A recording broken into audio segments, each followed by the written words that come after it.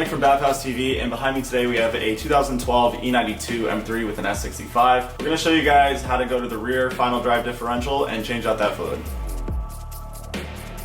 Alright, so once you get the car in the air, you're going to go to the back of the vehicle and locate the rear differential. And if you pay attention to the right or passenger side rear of the differential, right in front of the output shaft on, again, the right side of the car, you'll see these two plugs. And these are actually H14 hex Allen screws. And what we're going to do is first break free the fill plug so that we can make sure that we can refill this thing once it's been emptied. Then we're going to loosen the drain plug, drain out all of the fluid, try to make sure that we can get it all out, and then we can put our drain plug back in, torque it to 60 Newton meters, and then we're going to fill our differential with fluid until it overflows. Once it kind of overflows to a drip, we can put our new fill plug back in, torque it to spec, which is also 60 Newton meters, and then consider this job finished. Super easy job. It only requires, I believe, 1.5 liters, if not a little less, of differential fluid. It is a specific one for a limited slip transmission. You're going to need to get a 75 W140, which is a pretty different oil if you're used to working on cars that typically takes 75, 85, 75, 90. So they are a little bit more expensive, and they do come in a smaller size. You can only get them in 0.5 liters from what I see. And then other than that, we're just going to replace the drain and fill plugs. So not tremendously expensive or time consuming, and definitely is really good for that final drive differential. Alright, so this is pretty much everything you're going to need for parts to do this job. We just, like I said earlier, have these 3.5 liter bottles of Castrol Syntrax Limited Slip 75 W140. This is what's recommended for the car. Weirdly enough, there is a vendor logo for Mercedes-Benz, but they probably just use the same fluid. So that's not really too concerning if yours comes like this. So here's a better look at the bottle. And we'll link those in the description below. That's what I was talking about with the Mercedes logo. So that's the part number from Mercedes. If you can't access it through a BMW source, this might be actually a good way to find them. Next, we're gonna have drain and fill plugs. They are exactly the same. We're gonna leave the part numbers down below, as well as where to get them. I think there is an aftermarket manufacturer that makes the exact same things without, the high price of the genuine ones. So now that we've showed you guys the parts required to complete this job, we're gonna show you guys the tools.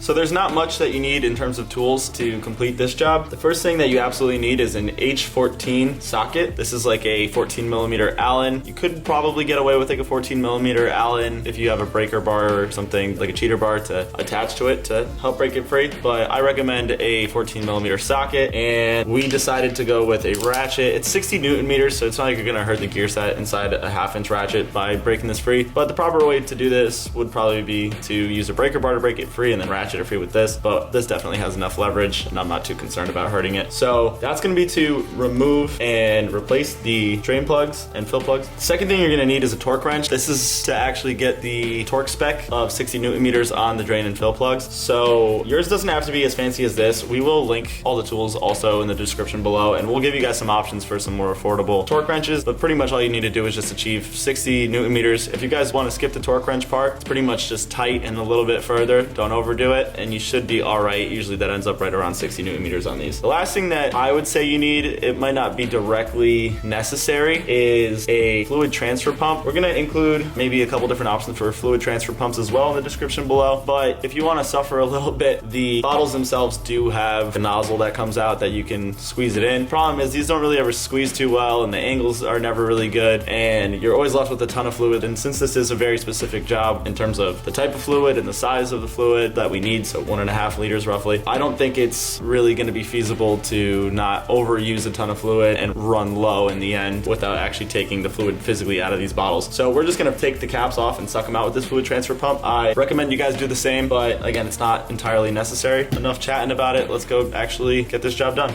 Some other things to mention, we're going to put on a set of gloves, and then we're going to use just something to catch the fluid. We just have a dirty drain pan. Once you have the drain pan underneath the car, again, you're going to go for that fill plug first. And the reason for that is you want to make sure that you can open it so that when you drain all the fluid out, you don't want to end up in a situation where your differential is empty and you cannot fill it with new fluid.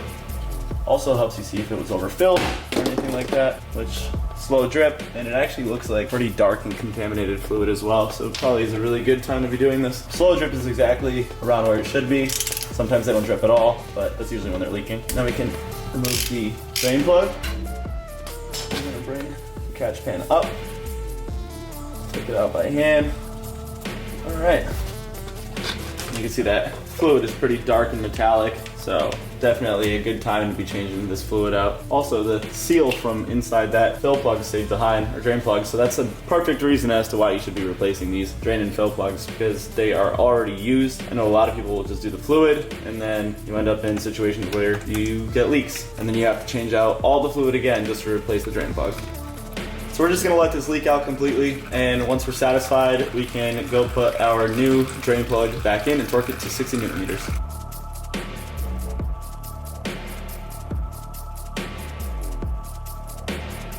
All right, so what I'm gonna do next is actually drain all 3 of these half-liter containers into a bucket just so I can pull it all out easier, and then I'm not sitting here dealing with them half a liter at a time. You can see the difference in the color of what we drained and what we're putting back in. It's insane. I'll show you guys what the bottle actually does so you guys can kind of anticipate if you want to try it. So you pull the tab, pull up, and then you unscrew. So I really don't think that you're going to be filling that easy like that. So again, I would just recommend doing what I'm doing and using the fluid transfer pump.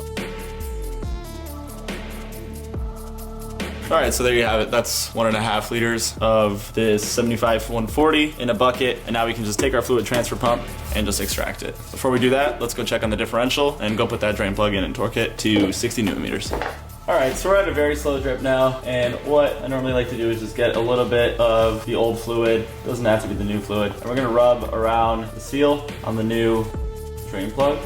Then I'm going to remove that gasket because it's for the old one. We're going to tighten it up. Again, just gonna use that 1/2-inch ratchet with the H14 socket, and we're going to tighten this up until it's nice and snug. Then I'm gonna come back around with the torque wrench and just make sure it's at 60 Newton meters. So here's where you guys can maybe see how much force I'm putting on it, to then get a reference of how tight 60 Newton meters is if you decide not to use the torque wrench. Also, the torque wrench that we showed you earlier was a 3/8 torque wrench. I didn't really notice it until I actually needed to put the socket on it. So here's the 1/2-inch. It's the same exact thing, but it's just longer. We're not gonna go back and edit it, but you should use a 1/2-inch.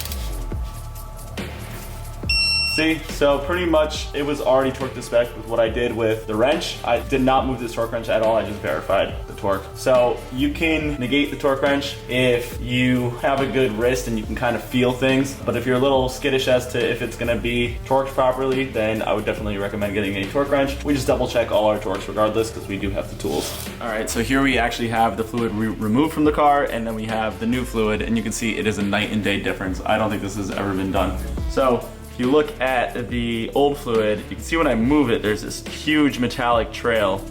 So that's probably not a great thing. Sometimes this can spook you or kind of, you know, send you in the wrong thought process because you never really know if like a previous owner or something maybe put some heavy metallic additives inside. So that is something to consider. But when it kind of stirs up this much and you can really see that metal in it, I can almost guarantee you that this is going to be actual wear. I don't think that this fluid has ever been changed, and the drain and fill plugs did look to be original to the car and to that differential. So it is good to get all this material out and put this nice sticky, clean, honey type fluid back into the differential, and we should be able to completely ignore the fact that it looked like that prior, because there shouldn't be any difference. Now if you're seeing metal chunks or any physical pieces of metal in there, like way at the bottom, then that should be something to be concerned about. But in this case, this is just friction wear and metallic liquid, which we can kind of ignore for now. Yeah, this is just nuts though. So it might be in the owner's best interest to send some of this fluid out for an analysis. I didn't exactly use the cleanest pan to do that, so that's gonna interfere with it, but I'm gonna leave that up to him. I'm more than convinced that we should be all right with this fluid. So next thing I'm gonna do is actually grab the fluid transfer pump, and I'm gonna put it right down into the bucket of the new fluid, and we're just gonna start sucking it out. So this fluid is super thick, so it does take a little bit of work to get it out.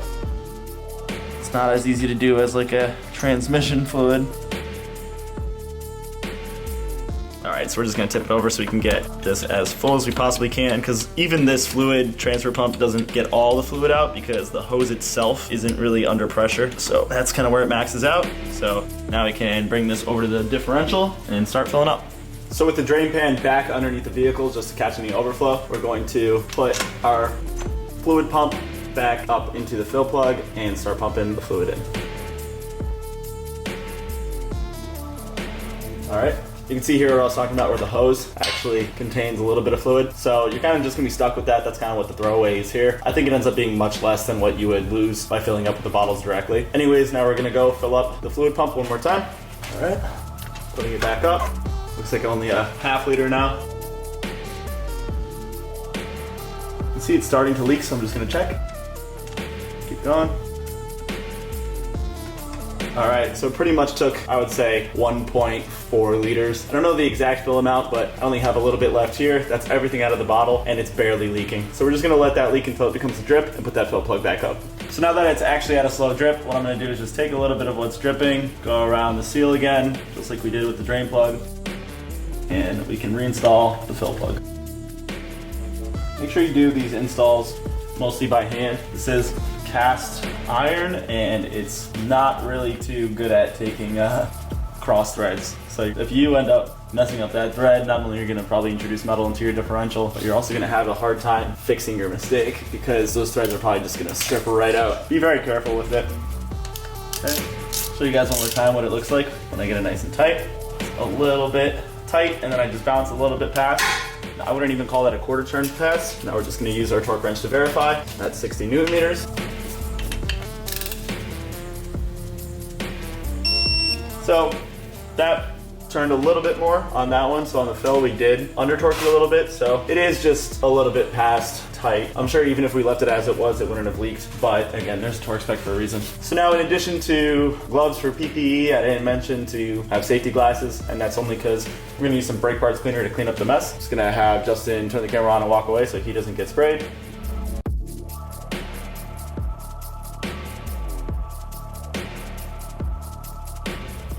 So now that we have everything refilled, torqued to spec, and then clean, what we're gonna do is just take some torque check and make a mark, basically to say that this was serviced recently, it's torqued to spec, and now we can tell if someone else goes and tampers with it for any reason. So now that we are done with that, we can put the car back down on the ground, and we are all set.